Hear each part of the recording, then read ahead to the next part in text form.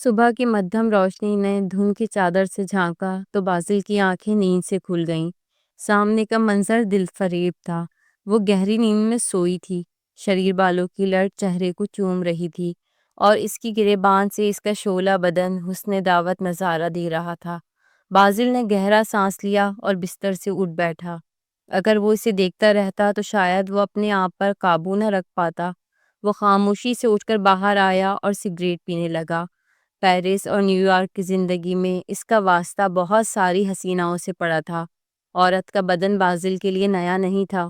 وہ سینکڑوں حسینوں کے جسم کا جام پی چکا تھا، مگر وہ گندمی رنگ کی لڑکی میں عجیب سی کشش تھی۔ بازل واپس روم میں پریوش کو جگانے آیا تو وہ اب سیدھی لیٹی تھی، بستر کے سلوٹوں میں بکھرا ہوا سانچے میں ڈھلا بدن، دھڑکتے ہوئے سینے کی سمندری لہریں۔ بازل بے اختیاری سے آگے بڑھا اور اس کے لبوں پر لب پیوست کر دیے۔ کیا کر رہے ہیں آپ؟ اسے دھکا دیتی ہوئی وہ بیدار ہوئی تھی۔ جو میرا حق ہے وہی، وہ سکون سے کہتا ہوا دوبارہ اس پر جھکاتا۔ پرے ہٹیں، ایسے نہیں کر سکتے آپ میرے ساتھ۔ وہ اٹھ بیٹھی تھی۔ کیوں نہیں کر سکتا ہوں؟ بازل کو اس کا انداز برا لگا تھا۔ وہ اس کی بیوی تھی اور ایسے برتاؤ کر رہی تھی جیسے وہ کوئی اجنبی ہو۔ بس نہیں کر سکتے آپ۔ بازل آگے بڑھا اور اس کے بازوؤں کو پکڑتے ہوئے اسے اپنے قریب کیا اور اس کی آنکھوں میں جھانکتے ہوئے بولا، تم میری بیوی ہو اور میں جو چاہوں تمہارے ساتھ کر سکتا ہوں۔ جی نہیں، وہ بازل کے بازوؤں میں کسمسا کر رہ گئی تھی۔ بازل نے جواباً اسے بیڈ پر گرا دیا تھا۔ میں تمہارے ساتھ محبت سے پیش آ رہا ہوں اور تم اتنا سب کچھ ہونے کے باوجود الٹا مجھے ہی نخرے دکھا رہی ہو۔ بازل نے غصے سے اسے دیکھا تھا۔ مجھے چھوڑ دیں آپ۔ نہیں چھوڑوں گا۔ اسے مزید اپنے قریب کرتے ہوئے بازل نے سختی سے جواب دیا تھا۔ آپ کو ہو کیا گیا ہے؟ بازل کو خود سمجھ نہیں آ رہی تھی کہ اسے ہو کیا گیا تھا۔ مجھے کچھ نہیں ہوا ہے، جو ہوا ہے تمہیں ہوا ہے، وہ سرد لہجے میں کہتا ہوا دور ہٹا تھا۔ پریوش جو اس کے یوں قریب آنے سے نڈھال ہو رہی تھی، اس کی جان میں جان آئی تھی۔ یقیناً رات بھی بازل ہی تھا جس کے سوتے میں اس کے ساتھ کچھ کر رہا تھا۔ پریوش کو یقین ہو گیا تھا۔ تم میرے صبر کا امتحان لینا بند کر دو گی تو اچھا ہوگا، بازل نے اسے دیکھتے ہوئے کہا تھا۔ پریوش کو سمجھ نہیں آ رہی تھی وہ کیا کرے۔ نہ اسے اپنے انکار کی وجہ سمجھ آ رہی تھی، نہ بازل کے انداز کی۔ وہ الجھی تھی۔ کچھ بھی ہو مگر تم میرے ساتھ زبردستی نہیں کر سکتے ہو بازل۔ اوہ ریلی؟ اس نے ہونٹ سکوڑے اور سر سے پاؤں تک اس کا جائزہ لیا۔ ہاں بالکل، وہ غصے سے لال ہوئی تھی۔ اب تک تو تمہیں سمجھ جانا چاہیے تھا، میں کچھ بھی کر سکتا ہوں میری جان۔ اسے پکڑ کر قریب کرتے ہوئے وہ ہولے سے اس کے کان میں بولا تھا، پیچھے ہٹو ورنہ میں شور مچا دوں گی۔ بازل نے جواباً اس کے ہونٹوں کو اپنے ہونٹوں کی گرفت میں جکڑا تھا۔ پری کا بدن گویا سمٹ کر اس کے جلتے ہوئے لبوں پر آن ٹھہرا تھا۔ وہ اس کی گرفت میں یوں تھی جیسے کوئی چڑیا باز کے پنجوں میں جکڑی ہوئی ہو۔ تمہیں ہر چیز کا ڈیمو دکھانا پڑتا ہے، وہ اس کے ہونٹوں کو آزاد کرتا ہوا بولا تھا۔ تم غلط کر رہے ہو بہت، وہ چلائی تھی۔ اگر تمہارا اشارہ تمہارے ہونٹوں کے جام کو پینے کی غلطی کی طرف ہے تو ایسی غلطیوں کی اب عادت ڈال لو سینوریٹا، وہ شوقی سے کہتا ہوا دروازے کی سم بڑھ گیا تھا اور پری وہیں کھڑی کی کھڑی رہ گئی تھی۔ پریوش کی طبیعت ٹھیک نہیں تھی، اس لیے وہ اکیلے ہی گھومنے نکل گیا تھا اور اب بھی واپس آیا تھا۔ روم میں داخل ہوتے ہوئے اس نے 0 واٹ کا بلب جلایا۔ محترمہ پورے بیڈ پر ہی آڑی ترچھی لیتی ہوئی خواب خرگوش کے مزے لے رہی تھی۔ ہونٹ بھینچتے ہوئے بازل نے کوٹ کرسی پر پھینکا اور کچن میں آیا جہاں خالی فریج اس کا منہ چڑھا رہا تھا۔ کیا مصیبت ہے یار، وہ بڑبڑایا اور بھنایا ہوا واپس روم میں آیا اور جان بوجھ کر دروازہ زور سے پٹک کر بند کیا۔ اس نے آواز پر ایک آنکھ کھول کر اس کو دیکھا تھا، مگر مجال ہے کوئی مزید رد عمل دیا ہو۔ کافی دیر وہ بیڈ پر اس کے آڑے ترچھے پڑے وجود کو دیکھتا رہا۔ میں کہاں لیٹوں اب؟ وہ بھنا گیا۔ اف، کہیں بھی لیٹ جاؤ، نیند میں ڈوبی آواز میں وہ بولی۔ کہاں لیٹوں؟ بیڈ پر تو تم بے ہنگم طریقے سے سو رہی ہو۔ اس کے پاؤں کو پکڑ کر گھسیٹ کر اسے کنارے کرتے ہوئے وہ تپا تھا۔ ابھی اسے لیٹے ہوئے 2 منٹ بھی نہیں ہوئے تھے کہ ہمیشہ کی طرح پہلے اس کی ٹانگ اس کے اوپر آئی اور اس سے پہلے کہ وہ کچھ کہتا موصوفہ نے اس کے کاندھے کو تکیہ بنا لیا تھا۔ اس سے کوفت ہوئی تھی۔ جاگتے ہوئے جب وہ قریب آتا تھا تب وہ دور ہوتی تھی اور سوتے ہوئے اسے خود پتہ نہیں چلتا تھا کہ وہ کہاں پڑی ہوئی ہے۔ وہ انتظار کرتے کرتے سو گیا تھا کہ کب وہ اسے شانتی سے سونے دے گی۔ صبح اچانک اس کی آنکھ کھل گئی تھی۔ گھڑی پر نظر پڑتے ہی وہ بری طرح چونکا۔ 10 بجنے والے تھے۔ وہ جلدی سے اٹھا۔ پریوش، اس نے آواز دی۔ کیا مصیبت ہے یار، کیوں چلا رہے ہو؟ وہ ابھی تک سو رہی تھی۔ اس کا پارا چڑھا تھا۔ ٹائم دیکھا تم نے؟ وہ غصے سے بولا۔ میں کیوں دیکھوں؟ تمہیں وقت دیکھنا نہیں آتا کیا؟ اتنے بڑے ہو گئے ہو۔ نیند میں ہاتھ چلاتے ہوئے اس نے اس کا منہ ڈھونڈنے کی کوشش کی۔ وہ پیچھے ہوا۔ نیند میں اس کے بڑے بڑے ناخن اس کی آنکھ بھی نکال سکتے تھے۔ یار میں نے کیا مصیبت اپنے گلے ڈال دی ہے۔ اٹھو یار، حد ہو گئی۔ اسے کھینچتے ہوئے وہ بولا۔ جواب میں وہ اس کے بازو سے لپٹ کر مزید گہری نیند میں جانے لگی تو اس نے بازو کھینچا۔ یار میں تمہارا شوہر ہوں یا تکیہ تمہارا؟ کبھی میرے اوپر پڑی ہوتی، کبھی سر رکھا ہوا ہوتا مجھ پر، اور جب میں قریب آنے کی کوشش کرتا ہوں تو انکار کرتی ہو۔ سونے دو نا، وہ اسی حالت میں بولی۔ وہ اسے گھور کر رہ گیا تھا۔ اچھا، جاتے ہوئے ایک سینڈوچ اور کافی بنا جانا میرے لیے بھی۔ وہ کمرے سے نکل رہا تھا جب وہ پیچھے سے جلدی سے بولی۔ پہلے ملک شیک نہ بنا دوں؟ وہ طنزیہ بولا تھا۔ سچی میں؟ اس کی آنکھیں پوری طرح کھلی تھی اب۔ مینگو والا بنانا، چینی ذرا کم ڈالنا۔ اور وہ فوراً ترکیب بتانے لگی تھی۔ وہ مزید رکا نہیں تھا وہاں، دھڑام سے دروازہ اس کے منہ پر بند کر کے جا چکا تھا۔ بازل کو نہ تو پریوش کی سمجھ آ رہی تھی نہ اپنی۔ کبھی وہ خود اس کے پاس آ جاتی تھی اور کبھی اس کے قریب کرنے سے بھڑک جاتی تھی۔ سوتے ہوئے وہ اطمینان سے اس کے بازو پہ آ جاتی تھی۔ سونے کے معاملے میں وہ گدھے گھوڑے بیچ کر سونے والی تھی۔ بازل ٹیرس پہ کھڑا اسی الجھن میں تھا کہ وہ کیا کرے۔ نہ تو اس کے لیے عورت کا جسم نیا تھا نہ عورت، مگر وہ جو کشش رکھتی تھی عجیب تھی، ایک ایسی حیوانی کشش جو بازل کو اس کے قریب جانے کے لیے بے تاب کرتی تھی۔ وہ نہ چاہتے ہوئے بھی اس کی طرف جھکتا تھا۔ بازل کو ابھی تک اپنے بدن سے اس کی خوشبو پھوٹتی ہوئی محسوس ہو رہی تھی۔ بازل زبردستی نہیں کرنا چاہتا تھا، مگر پریوش کا برتاؤ بازل کو تپا دیتا تھا۔ اگر وہ بیگانی تھی تو بیگانی بنی کیوں نہیں رہتی تھی؟ وہ پل میں تولا پل میں ماشا بن جاتی تھی۔ بازل نہ چاہتے ہوئے اس کے ساتھ زبردستی کر لیتا تھا، جس کا بعد میں سے افسوس ہوتا تھا۔ تم میرے ساتھ کیوں نہیں چلتی؟ جب بازل کو اندازہ ہوا وہ پیچھے رہ گئی ہے تو رک گیا تھا وہ۔ عادت ڈال رہی ہوں بس، بھی کسی مسکراہٹ کے ساتھ جواب ملا۔ تمہیں نہیں لگتا تمہیں ساتھ چلنا سیکھ جانا چاہیے؟ وہ اب دانستہ آہستہ قدموں سے چل رہا تھا تاکہ وہ پھر اس سے پیچھے نہ رہ جائے۔ میں نے سیکھا تو تھا، پر تمہیں تیز چلنے کی عادت ہے ہمیشہ سے۔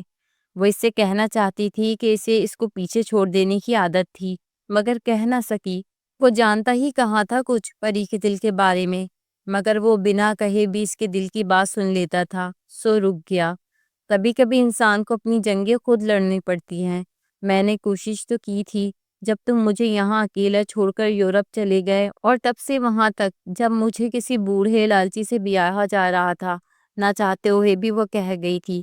میں نے تمہیں شروع سے کہا تھا کہ میں ہمیشہ تمہیں بچانے کے لیے موجود نہیں رہوں گا، اور میں آیا تو صحیح، کم از کم عین وقت پہ موجود تھا، تبھی تم آج میری بیوی ہو۔ وہ سنجیدگی سے کہتا ہوا بینچ پر بیٹھ گیا تو وہ بھی اس کے ساتھ بیٹھ گئی تھی۔ وہ اب اسے دیکھ رہی تھی۔ وہ ہمیشہ اسے بچا لیتا تھا اور وہ اس پہ بھروسہ کرتی تھی ہمیشہ سے ہی، یہاں تک کہ اس بات سے بے خبر وہ دل میں کیا سوچتی ہے، اور وہ بھی بس انسانی ہمدردی کے لیے شاید اس کے حق میں بولتا تھا، ورنہ ان کے درمیان کچھ بھی تھا مگر محبت تو نہیں تھی۔ ایسا کبھی نہیں ہوا تھا کہ وہ اس کے لیے کسی جگہ موجود نہ ہوا ہو۔ پھر پتہ نہیں وہ کیوں اس کو مضبوط کرنے کی کوشش کرتا تھا، اپنا دفاع کرنے کی قابلیت دان کرنے لگا تھا۔ وہ چاہ کر بھی ویسا نہیں بن پائی تھی جیسا وہ اسے دیکھنا چاہتا تھا، مضبوط اور خود اعتماد۔ اس کے بعد وہ ہر جنگ میں چاروں شانے چت گرتی چلی گئی۔ وہ اچھی واریر نہیں تھی، یہ وہ جانتی تھی۔ اسے اپنے لیے یا اپنے حق کے لیے لڑنا کبھی نہیں آیا۔ وہ ہر چیز قبول کر لیتی تھی، یہاں تک کہ اس نے انچاہا ساتھی بھی قبول کر لیا تھا، اور وہ ہر جنگ جیتتا آیا تھا اپنے حق کے لیے۔ وہ کوئی بھی جنگ چھیڑ سکتا تھا، اور وہ جانتی تھی وہ بہترین واریر ہے، ہر جنگ کے نتائج کو اپنے حق میں بدل دینے والا۔ ہاں وہ ایسے ہی تھا جس پر آنکھیں بند کر کے بھروسہ کیا جا سکے، جس کی موجودگی ہی وکٹری کی علامت ہوتی تھی۔ اور اس کے لیے اس شخص کی غیر موجودگی ڈیفیٹ تھی۔ وہ اسے ہمیشہ گرنے سے پہلے سنبھال لیتا تھا، مگر اب جب وہ اتنے سالوں بعد آیا اور پھر اچانک اس کا شوہر بن گیا، وہ سمجھ نہیں پا رہی تھی اسے کیا رد عمل دینا چاہیے۔ جب وہ پاس آتا تھا تو وہ دور بھاگتی تھی، جب دور جاتا تھا وہ اسے ڈھونڈنے لگتی تھی۔ اتنے سالوں میں کبھی اسے بازل کا خیال ایسے نہیں آیا تھا۔ وہ جانتی تھی یورپ جا کر وہ بھول گیا ہوگا، یہاں تک جب اس کی کال بھی وہاں سے آتی تھی تب بھی کبھی بازل نے پروش کے بارے میں نہیں پوچھا تھا، اور اب وہ آیا اور اس کا شوہر بن گیا۔ قدرت کے کھیل وہ نہیں سمجھ پا رہی تھی۔ بازل کو اچھے سے یاد تھا جب پروش اس کے گھر آئی تھی، ایک ڈری سہمی لڑکی جو اپنے سائے سے بھی خوف کھاتی تھی۔ بازل کو اس میں دلچسپی نہیں تھی، وہ جینس پہنی ہوئی ماڈرن لڑکیوں میں رہتا تھا، جبکہ پروش ایک عام سی لڑکی لگتی تھی اسے، مگر وہ چاہتا تھا کہ وہ بدل جائے۔ جو زمانے کے ساتھ نہیں بدلتے، زمانہ ان کو لوگوں کے ساتھ بدل کر روم کے آگے نکل جاتا تھا۔ بازل کے لیے اس میں اتنی کوئی کشش نہیں تھی تب، وہ اس کی مدد کر لیا کرتا تھا، اور جہاں اسے لگتا پروش کو اس کی ضرورت ہے وہ وہاں کوشش کرتا تھا وہاں موجود ہو۔ اب وہ شاہ حیدر فیملی کی ممبر تھی، اور بازل چاہتا تھا وہ برتاؤ بھی ویسا ہی کرے۔ یورپ میں اتنے سال گزار کر جب وہ واپس آیا تھا تب بھی وہ ویسی کی ویسی ہی تھی، اور پھر حالات ایسے ہوئے کہ وہی لڑکی اب اس کی بیوی بن چکی تھی، اور بازل چاہتا تھا کہ وہ بدل جائے، کم از کم اتنی تو بدلے کہ وہ اس کے ساتھ چل سکے۔ یہاں پہاڑوں میں آنے کا مقصد بھی یہی تھا کہ پروش کی کونسلنگ کر سکے کچھ وہ، مگر ماحول، سردی اور تنہائی بازل کے جذبات کو ابھار کر اسے پروش کے قریب جانے پہ مجبور کرتے تھے۔ وہ گندمی رنگ کی لڑکی گندم کی طرح بازل کو اپنا رزق لگنے لگی تھی۔ وہ خواہش کرنے لگتا کہ وہ سر سے پاؤں تک اسے چوم کر ہلکان کر دے، مگر پروش کے دفاعی انداز سے وہ چڑ جاتا تھا۔ بازل اسے جدید ماحول میں ڈھالنا چاہتا تھا، مگر وہ ابھی تک ویسے ہی رہنا چاہتی تھی۔ بازل کو سمجھ نہیں آ رہی تھی کہ وہ کیسے اسے بدل سکتا تھا، اور اوپر سے بازل اس کے بدن کی خواہش میں مبتلا ہوتا جا رہا تھا۔ یہ جنون غربت کیا رنگ لاتا وہ خود نہیں جانتا تھا۔ عورت کا جسم پانی سے بنا ہوتا ہے، اسے چھوا تو جا سکتا ہے مگر پکڑا نہیں جا سکتا۔ پگھلے بغیر اس کے ساتھ بغلگیر نہیں ہوا جا سکتا، اس کے ساتھ پانی بن کر ہی ملا جا سکتا ہے۔ عورت کے بدن تک پہنچنے کا راستہ اس کے من کی پگڈنڈیوں میں سے حساس وادیوں کو چھو کر گزرتا ہے۔ بدنی چاہراہوں کے ذریعے سیدھے اس کے بدن تک پہنچنے والے شہسوار اس کے من سے اتر جاتے ہیں۔ عورت کا جسم پانی سے بنا ہوتا ہے، اس کو پانے کے لیے پانی ہی بننا پڑتا ہے۔ اگر کوئی اس کی آنکھوں کے کھارے پانیوں کے سمندر میں تیرنے کا ہنر جانتا ہو تو وہ اسے 7 سمندروں سے بھی آگے حیران کن جزیروں میں اور جادوئی وادیوں کے لمس سے آشنا کروا سکتی ہے۔ بدن کی سرحدوں سے پرے روح کی اتھاہ گہرائیوں میں لے جا سکتی ہے، جہاں صرف ہوا گنگناتی ہے اور پرندے سر سنگیت پہ رقص کرتے ہیں۔ وہ کئی کائنات کے آسمانوں کو چھوتے کوہساروں میں لے جاتی ہے، جہاں سکوت بولتا سنائی دیتا ہے۔ در و دیوار خاموش بدن کی سرسراہٹ سنتے ہیں، پہاڑوں کی گود سے بہتے جھرنوں کی کلکل روح پہ کپ کپی طاری کرتی ہے۔ وہ ایسی جنت نما سبزیلی وادی میں لے جاتی ہے جہاں آپ پہنچ کر گہری چپ میں کھو کر فضا میں تیرنے لگتے ہو۔ عورت کو محض جسم سمجھنے والوں، عورت کی ہنسی کی پھوار میں بھیگنے کے لیے پہلے اس کی آہوں کی ٹکور کرنی پڑتی ہے۔ اگر آپ اس کی زندگی میں پہلے دکھوں کے جزیروں میں ساتھ ساتھ چلتے ہو تو پھر وہ آپ کو کوہ قاف اور کہکشاں میں اڑا کر لے جا سکتی ہے۔ عورت ان گنت جیون دیتی ہے، ہر جیون کی تہ میں اترنا ہر مرد کے بس میں نہیں ہوتا۔ عورت کو جسم سمجھ کر ملنے والے مرد امرت پینے کے بجائے اس کی پہلی تہ کے گدلے پانیوں میں ڈوب مرتے ہیں۔ کھوکھلی مردانی کے حکمران عورت کے وجود کی دہلیز کے باہر ہی کھڑے ہو کر اپنی جیت کے بھرم کو پالتے رہتے ہیں۔ عورت کو پانے کے لیے جیتے ہوئے جرنیل کی طرح نہیں بلکہ کسی مقدس درگاہ پہ زیارت کرنے آئے فقیر کی طرح جوتا اتار کے دہلیز پہ بوسہ دے کر اس کے پاس آنا پڑتا ہے۔ اس کے من کے مقدس پانی میں اشنان کر کے اس کے گرد طواف کرنا پڑتا ہے۔ عورت تن سے نہیں من سے جیتی ہے، وہ زندگی نہیں جذبہ جیتی ہے۔ اسے پانے کے لیے بندہ نہیں مجسم محبت بننا پڑتا ہے۔ بازل کو بھی شاید پانی بننا پڑتا۔ وہ گہری آنکھوں والی اداس لڑکی تھی جس کی روح پہ گھاؤ تھے جو وقت کے ساتھ بھرتے۔ بازل کوئی جلدی نہیں کرنا چاہتا مگر وہ اپنی بے اختیار ہوتے جذبوں سے الجھ رہا تھا۔ وہ چاہتا تھا اس کے غم بانٹ سکے مگر جب وہ اس کے سامنے آتی تھی تو بازل کا دل کرتا تھا اسے گلے لگا لے۔ شاید محبت میں گلے لگانا ہی ہر مرض کا علاج ہوتا ہوگا۔ وہ اسے چومنا چاہتا تھا اتنا کہ اس کی روح سے ہر غم دور ہو جائے۔ وہ اپنے لبوں سے اس کی روح کا ہر درد کھینچ لینا چاہتا مگر وہ عجیب سا برتاؤ کرتی تھی جو بازل کو غصے اور الجھن کا شکار کر دیتا تھا۔ یہ میں تمہارے لیے نائٹ ڈریس لایا ہوں۔ بازل نے اسے ڈریس پکڑایا تھا۔ پرویش نے اسے کھول کر دیکھا۔ استغفر اللہ، میں یہ کبھی نہیں پہنوں گی۔ بازل کو واپس کرتے ہوئے وہ بگڑی تھی۔ چلو میں خود پہنا دوں گا پھر، شوقی سے کہتا ہوا وہ اس کے قریب آیا تھا۔ خبردار، وہ پیچھے کو ہٹی تھی مگر پیچھے دیوار تھی۔ وہ اس کے سامنے کھڑا تھا بالکل قریب، اس کی آنکھوں میں جھانکتا ہوا۔ تمہیں نکھرنا چاہیے، سنورنا چاہیے، میرے لیے، اپنے لیے۔ میں جیسی ہوں ویسی ہی ٹھیک ہوں۔ ٹھیک ہو مگر اس سے زیادہ بہتر ہونا چاہیے تمہیں۔ میں تمہیں محبت سے سمجھاتا ہوں مگر تم مجھے زبردستی پر مجبور کرتی ہو۔ وہ اس کے بالوں کو کان کے پیچھے اڑستے ہوئے بولا تھا۔ پریوش کے دل کی دھڑکنیں تیز ہونے لگی تھی۔ وہ جب اس کے پاس آتا تھا پری کا حال عجیب سا ہو جاتا تھا۔ دیکھیں، آپ دور ہو کر بات کریں۔ میں دور ہونے کے لیے تمہارے پاس نہیں آیا ہوں۔ مزید اس کے قریب ہوتا ہوا مخمول لہجے میں بولا تھا۔ آپ ٹھیک نہیں کر رہے، یہ وہ منمنائی تھی۔ اگر بیوی کو قریب کرنا اور اسے محبت سے سنوارنا ٹھیک نہیں تو میں غلط ہی اچھا ہوں۔ دیکھیے، آپ ایسے جب کرتے تو مجھے بہت عجیب لگتے ہیں۔ آپ دور ہو کر بھی بات کر سکتے ہیں۔ وہ گھبرائی ہوئی تھی۔ تو تم شرافت سے میری بات مان لیا کرو۔ بازل نے اسے دیکھ رہا تھا۔ گھبرائی ہوئی، کانپتی ہوئی پلکیں اور گلابی ہونٹ جو دانتوں میں دبا رہی تھی۔ بازل نے بمشکل خود کو بہکنے سے روکا تھا۔ محبوبہ کی قربت میں بہکا ہوا مرد کتنا خوبصورت ہوتا ہوگا مگر وہ بہکنا نہیں چاہتا تھا۔ وہ اس کی بیوی تھی مگر برتاؤ ایسے کرتی تھی جیسے وہ اجنبی ہو۔ تو تم یہ نہیں پہنو گی؟ نہیں، پھر مجھے تمہیں یہ زبردستی پہنانا پڑے گا۔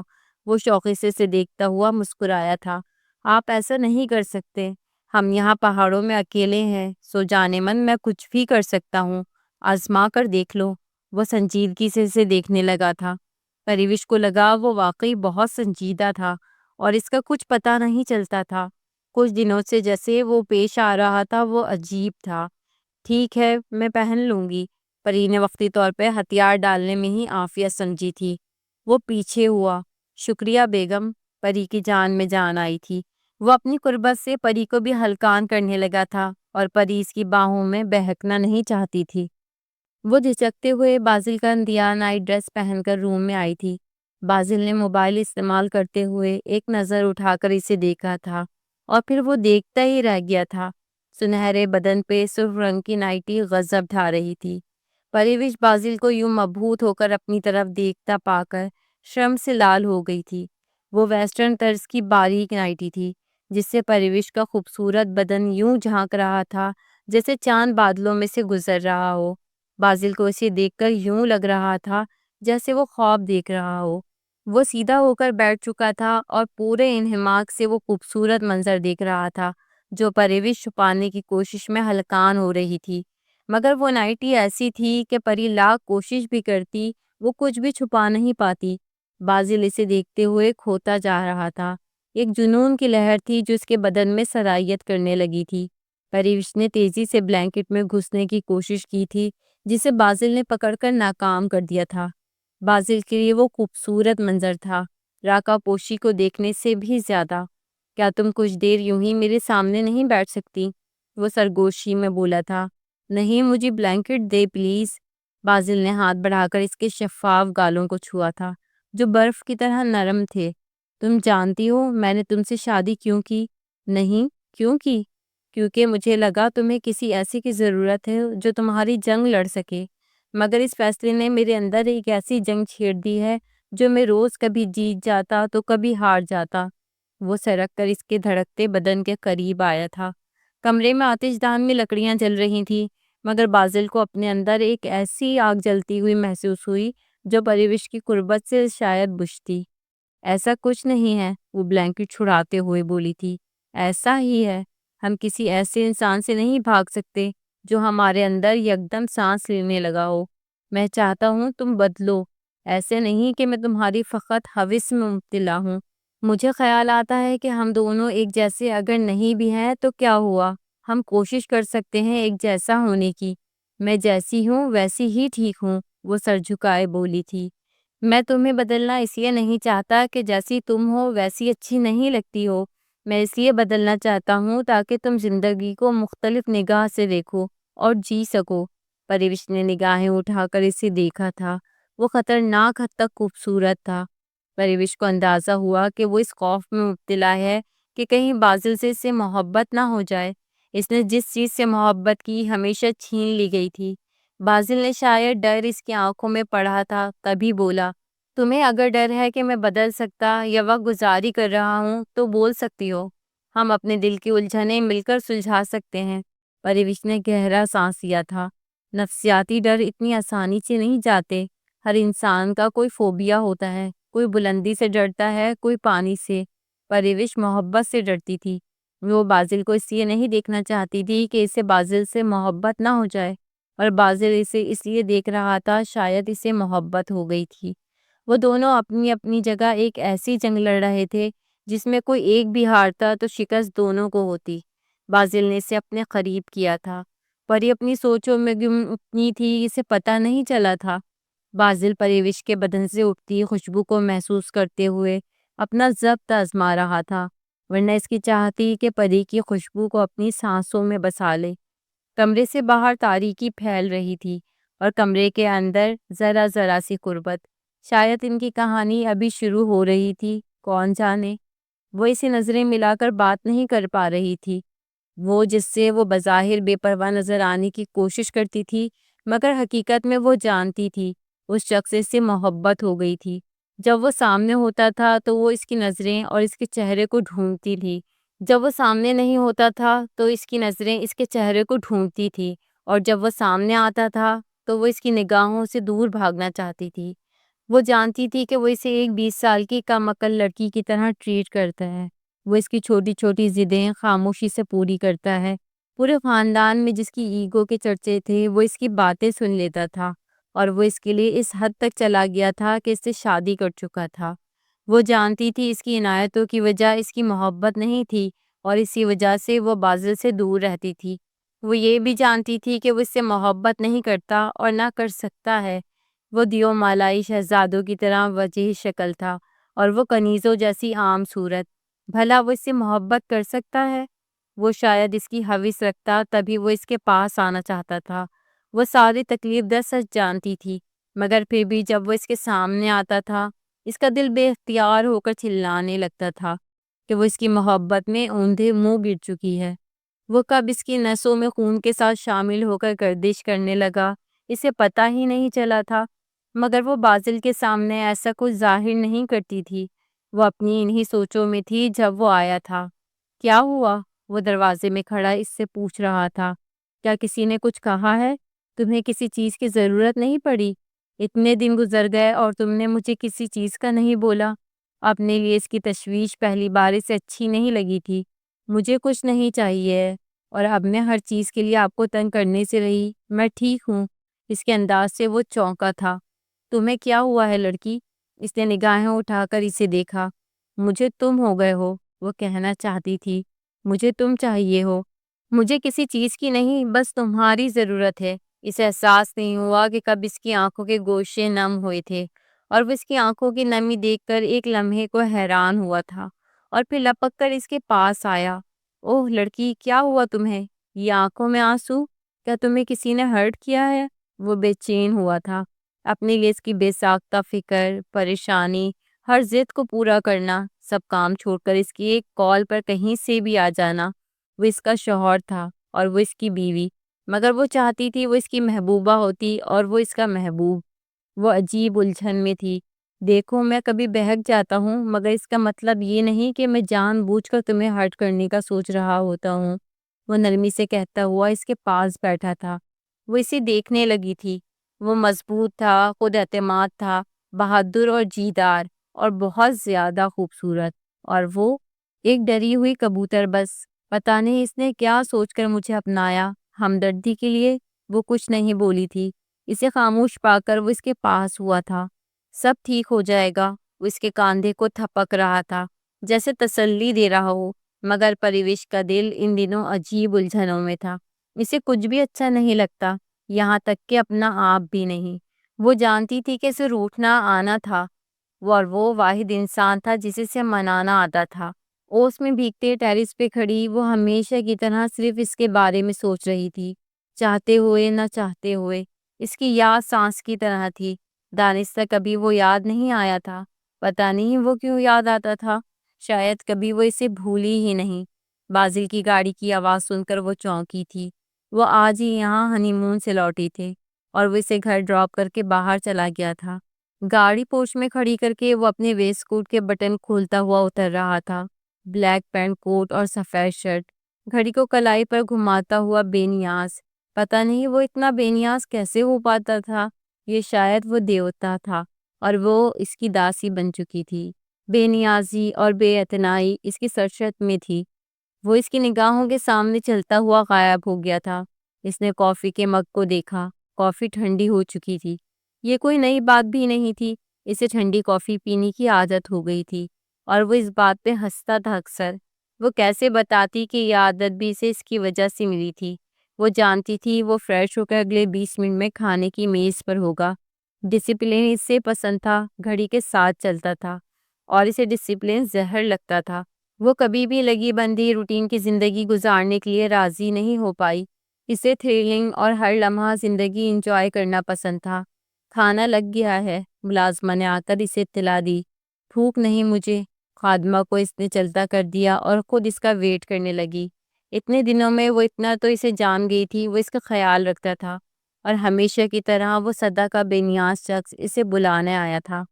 شال کندھوں پہ ڈالے وہ اس کے لیے آ گیا تھا۔ مجھے بھوک نہیں۔ وہ چپ چاپ اس کے ساتھ ٹیرس پہ کھڑا ہو گیا۔ کتنا عجیب انسان تھا وہ، بنا کچھ کہے اسے سن لیتا تھا۔ دیوتا، وہ زیر لب بڑبڑائی۔ کیا کہا؟ وہ چونکا۔ کچھ نہیں، پیرس کی شام کتنی خوبصورت ہوتی۔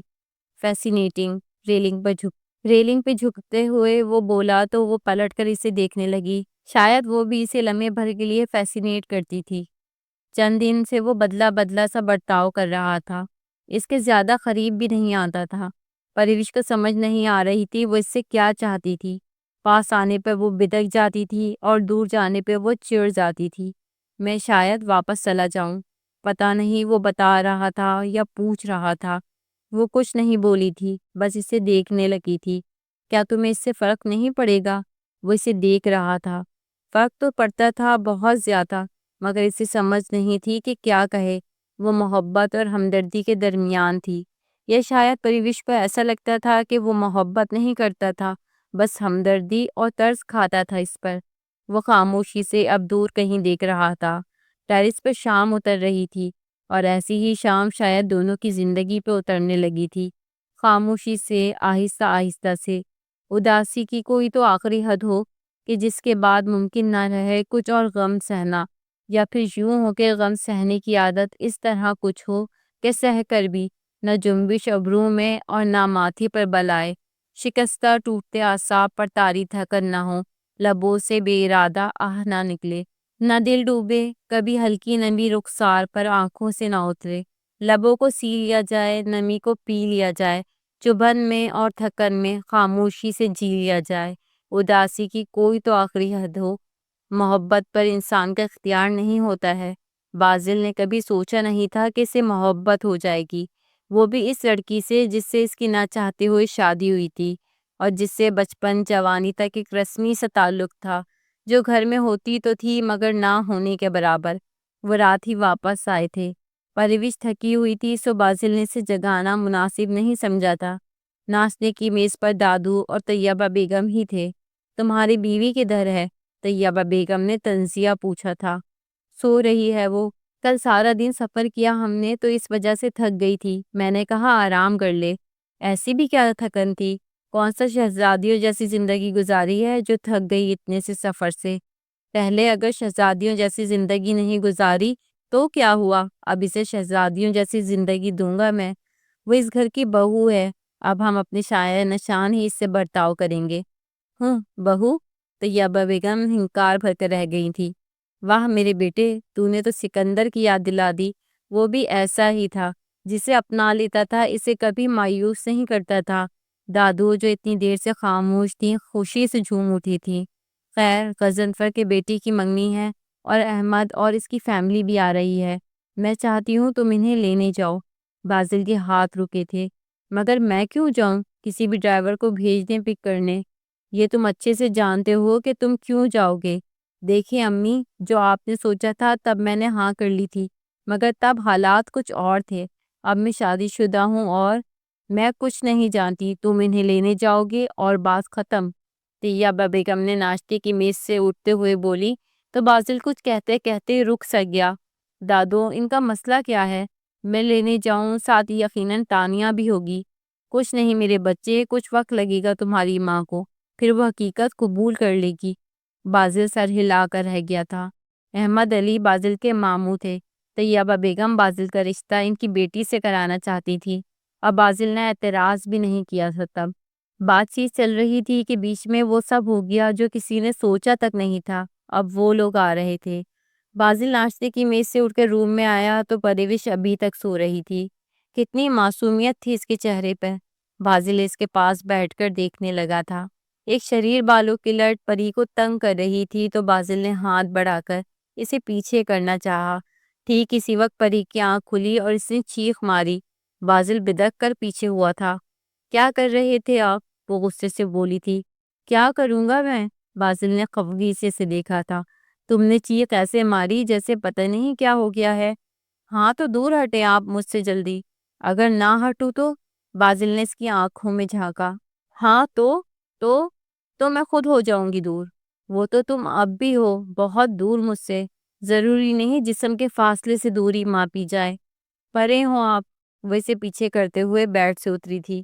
بازل بھی اس کے ساتھ کھڑا ہوتا ہوا 2 قدم لے کر اس کی جانب آیا۔ کیا کر رہے ہیں آپ؟ وہ پیچھے کو ہوئی تھی۔ بازل قدم بہ قدم اس کی طرف بڑھ رہا تھا اور پیچھے ہٹتے پروش کی دیوار نے راستہ روک لیا تھا۔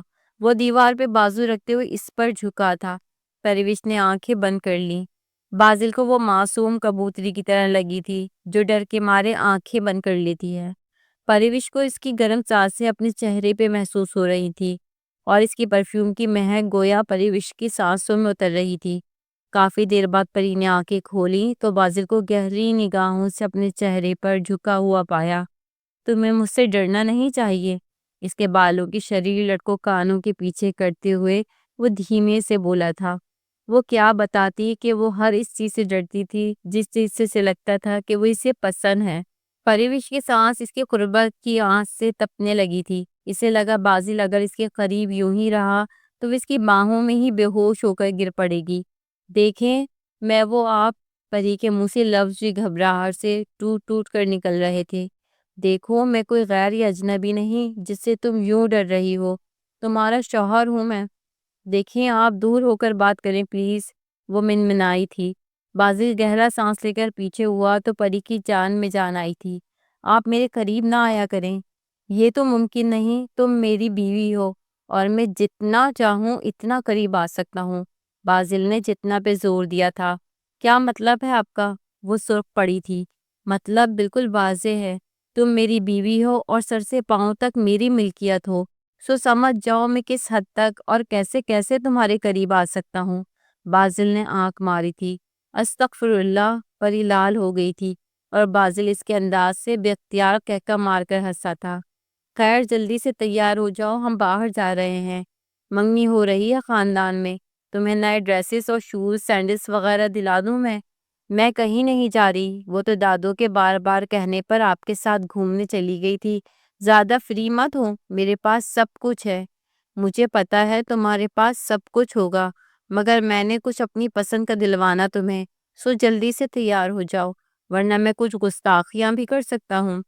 ٹھیک ہے ٹھیک، میں چلتی ہوں، بس شاور لے لوں۔ وہ دوبارہ پری کی طرف بڑھا تو پری جلدی سے واش روم میں گھس گئی۔ کہو تو میں بھی آ جاؤں؟ بازل نے آواز لگائی تھی۔ اللہ معافی، پریوش کی آواز بازل کے کانوں میں پڑی تھی اور وہ ہنس پڑا تھا۔ تم لوگ کہاں جا رہے ہو؟ وہ نیچے اترے ہی تھے کہ طیبہ بیگم نے پوچھا تھا۔ پری کو منگنی کے لیے شاپنگ کرانے لے جا رہا ہوں، کبھی گھر میں بھی ٹک جاؤ۔ اور میں نے تمہیں کیا بولا تھا، تم نے احمد کی فیملی کو لینے جانا ہے؟ مجھے یاد ہے، جب تک پری شاپنگ وغیرہ کرے گی تب تک ماموں کی فیملی آ جائے گی، میں واپسی میں پک کر لوں گا انہیں۔ بہترین بات یہ تو، دادو بولی تو طیبہ بیگم منہ بنا کر رہ گئی۔ اچھا ہم چلتے ہیں اب، تو آپ انہیں لینے جا رہے ہیں؟ وہ گاڑی میں بیٹھے تو پری نے پوچھا۔ ہاں کیوں نہیں، آخر کو میرے ماموں ہیں۔ اور شان سے بھی آ رہی ہے؟ کچھ دیر خاموش رہنے کے بعد پری نے دوبارہ پوچھا تھا۔ بازل نے ایک نظر پری کے چہرے پر ڈالی اور پھر مسکرا دیا۔ ہاں ظاہر ہے وہ تو آئے گی ہی، آخر کو میری کزن ہے، اور ویسے بھی جب سے آیا ہوں اس سے ملاقات نہیں ہو سکی۔ بازل کا نکھیوں سے پری کو دیکھتا ہوا بولا تھا۔ پری کے چہرے پہ ایک رنگ سا آ کر گزرا تھا۔ بازل زیر لب مسکرا دیا۔ ظاہر ہے پری کو بھی معلوم تھا کہ ماضی میں بازل کا رشتہ شانزے سے طے ہونے والا تھا۔ کیوں، تمہیں کوئی مسئلہ میرے انہیں لانے سے؟ میری بلا سے جو مرضی کریں آپ، مجھے کیا؟ پری تنک کر بولی تھی۔ او اچھا، بازل نے ہنکار بھرا اور میوزک لگا کے گاہے بگاہے پری پر نظر ڈالنے لگا جو کہیں سوچوں میں گم تھی۔ ویسے وہ کتنے دن کے لیے آ رہے ہیں؟ پری ایک نے ایک بار پھر پوچھا تو بازل ہنس دیا۔ میں نے کوئی جوک نہیں سنایا آپ کو؟ وہ بازل کے ہنسنے پہ بھڑکی تھی۔ ارے غصہ مت کرو، ایسے ہی بس۔